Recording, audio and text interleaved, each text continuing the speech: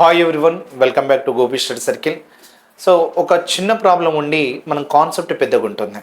So ఇక్కడ చూస్తే మనకు క్వశ్చన్ ఏముంటుందంటే, సో 2 లైన్ క్వశ్చనే కనిపిస్తుంది, కానీ దాన్ని చేయడానికి మీకు ఆన్సర్ రాదు. సో ఇటువంటి క్వశ్చన్స్ అనేది ఒక మోడల్ కిందకి తీసుకున్నాను నేను.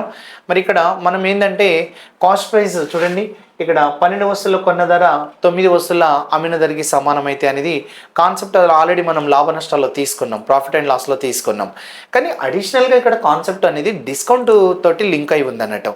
సో ప్రాఫిట్ అండ్ లాస్లో కాన్సెప్ట్ ఇది బేసిక్ క్వశ్చనే, బట్ ఇక్కడ డిస్కౌంట్ తోటి లింక్ అయి ఉంది కాబట్టి మనకేమన్నాడు, ఓవరాల్ డిస్కౌంట్ పర్సంటేజ్ ఎంత అంటున్నాడు. అంటే చూడండి, సో ఇక్కడ క్వశ్చన్లో మనకి ఏమి ఇచ్చిండు, cost price of 12 articles is equal to selling price of 9 articles, while discount on 8 articles is equal to profit of 8 articles, fine discount percentage అంటున్నాడు. అంటే డిస్కౌంట్ పర్సంటేజ్ ఫైండ్ అవుట్ చేయాలంటే ఎంఆర్పి ఉండాలి కదా. సో డిస్కౌంట్ పర్సంటేజ్ ఉండాలి అని అంటే మనకి MRP ఉండాలి. ఎంఆర్పి నుండి ఎలా ఉండాలి, సెల్లింగ్ ప్రైస్ ఉండాలి. అంటే ఎంఆర్పి పైన మనం ఏం చేస్తాం, డిస్కౌంట్ ఇస్తాం. డిస్కౌంట్ ఇస్తే అది అమ్మిన ధరగా మారుతుంది. అంటే నాకు ఇక్కడ ఫస్ట్ ఇచ్చిన స్టేట్మెంట్లో చూడండి, 12 వస్తువుల కొన్న ధర 9 వస్తువుల అమ్మిన ధరకి సమానం. అంటే సెల్లింగ్ ప్రైస్ను కాస్ట్ ప్రైస్ సంబంధించిన వాల్యూస్ వస్తున్నాయి, కానీ నాకు ఎంఆర్పి రావట్లేదు, రైట్. అందుకోసం మనం ఏం చేస్తున్నామంటే, సో ఇక్కడ 12 కాస్ట్ ప్రైస్ అనేది, సో 12 వస్తువుల కొన్న ధర, అలాగే 9 వస్తువుల ఇక్కడ ఏమన్నాడు, అమ్మిన ధరకి ఏమన్నాడు, సమానం అన్నాడు. అప్పుడు కాస్ట్ ప్రైస్ తీసుకొని బై ఏం రాసుకోవచ్చు అంటే సెల్లింగ్ ప్రైస్, అలాగే 9 బై ఏం రాసుకోవచ్చు అంటే 12 రాసుకుంటే, సో 3 ఎంత, 3 జా 3 ఎంత అంటే 4 జా, అప్పుడు మనకు వచ్చేవి ఇప్పుడు రేషియో ఏమవుతుందంటే 3/4 అవుతుంది, రైట్. 3 బై ఏం రాసుకోవచ్చు, 4 రాసుకోవచ్చు.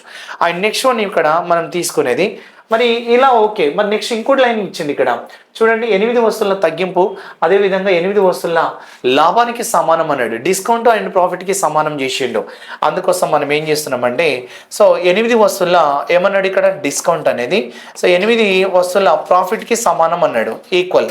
అప్పుడు డిస్కౌంట్ బై ప్రాఫిట్ అని తీసుకున్నాం అనుకోండి, అప్పుడు 8/8 వస్తుంది. అప్పుడు మనకి క్యాన్సిల్ చేస్తే ఇక్కడ ఏం రాసుకోవచ్చు, 1/1. అంటే డిస్కౌంట్ ఎంత ఇచ్చినట్టు 1, ప్రాఫిట్ ఎంత ఇచ్చినట్టు, ప్రాఫిట్ ఎంత వచ్చింది 1 పార్ట్ ఎక్కువ వచ్చింది, లాభం 1% అండ్ 1 అండ్ డిస్కౌంట్ 1 అన్నట్టు.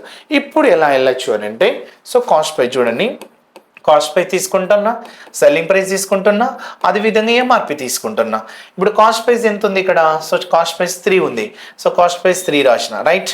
మరి సెల్లింగ్ ప్రైస్ ఎంత ఇచ్చిండు, 4 ఇచ్చిండు, సో సెల్లింగ్ ప్రైస్ 4 రాసిన. మరి నాకు కావాల్సింది ఏంటి, ఎంఆర్పి కదా, ఎందుకంటే నాకు డిస్కౌంట్ పర్సంటేజ్ ఫైండ్ అవుట్ చేయమంటున్నాడు. సో డిస్కౌంట్ ఫైండ్ అవుట్ చేయాలంటే నాకు ఎంఆర్పి ఉండాలి.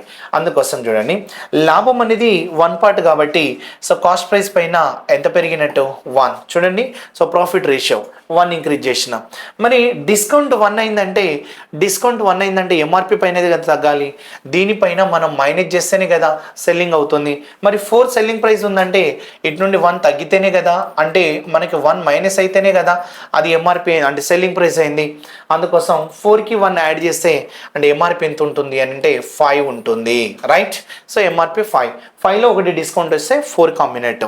మరి డిస్కౌంట్ పర్సంటేజ్ అన్నప్పుడు మనం ఏం చేస్తాం, సో డిస్కౌంట్ బై ఏం రాసుకోవచ్చు ఇక్కడ, ఎంఆర్పి ఇంటూ ఏం రాసుకోవచ్చు అంటే 100. అప్పుడు నాకు పర్సంటేజ్ డిస్కౌంట్ పర్సంటేజ్ వస్తుంది. డిస్కౌంట్ ఎంత 1 బై ఎంఆర్పి ఎంత 5 ఇంటూ ఎంత 100. సో 5 ఎంతలు తీసుకోవచ్చు అంటే 20. అంటే ఇప్పుడు ఎంత పర్సెంట్ డిస్కౌంట్ ఇచ్చిండు అని అంటే, సో 20% డిస్కౌంట్ ఇచ్చినట్టుగా ఆన్సర్ తీసుకున్నాం. సో ఆప్షన్ సి అనేది కరెక్ట్ అవుతుంది. అంటే క్వశ్చన్ మనం ప్రాఫిట్ అండ్ లాస్లో తీసుకున్నాం ఏంటిది, సో ఇక్కడ కొన్ని వస్తువుల అమ్మిన ధరకి కొన్ని వస్తువుల కొన్న ధరకి సమానం అయితే మరి అప్పుడు లాభమ నష్ట శాతం అనేసినాం అక్కడ. సో జస్ట్ ఈ పార్టే ఇచ్చేసినాం, జస్ట్ ఇక్కడ వరకే ఇచ్చేసి మనం క్వశ్చన్ ఏం అడుగుతున్నాం అంటే, ఆల్రెడీ ఇక్కడ మనం అడిగిన క్వశ్చన్ ఏంటంటే ప్రాఫిట్ ఆర్ ఇక్కడ ఏం రాసుకోవచ్చు అంటే లాస్ పర్సంటేజ్ ఎంత వరకే అడిగినాం మనం. So profit or loss percentage find out చేయమన్నాడు, అది మనం ప్రాఫిట్ అండ్ లాస్లో చూసినాం. బట్ ఇక్కడ ఏంటంటే, సో ఇక్కడ డిస్కౌంట్ని కూడా లింక్ ఇచ్చిండు కాబట్టి సో ఖచ్చితంగా ఇలాగే వెళ్ళాలి. సో మనకి ఇంపార్టెంట్ క్వశ్చన్ అనే చెప్పొచ్చు. కానిస్టేబుల్ కానీ, ఇప్పుడు ఆర్ఆర్బి సంబంధించింది, సో గ్రూప్ డి సంబంధించింది, ఏదైనా కానీ, సో ఇక్కడ ఇది ఎస్ఎస్జిడి కానీ, సో ఇందులో మనకి అడిగే ఛాన్సెస్ ఉంటాయి. ఇలాంటి చిన్న క్వశ్చన్ కానీ కొంచెం కాన్సెప్ట్ అనేది వేరేగా ఉంటుంది. ఓకేనా, థ్యాంక్ యూ.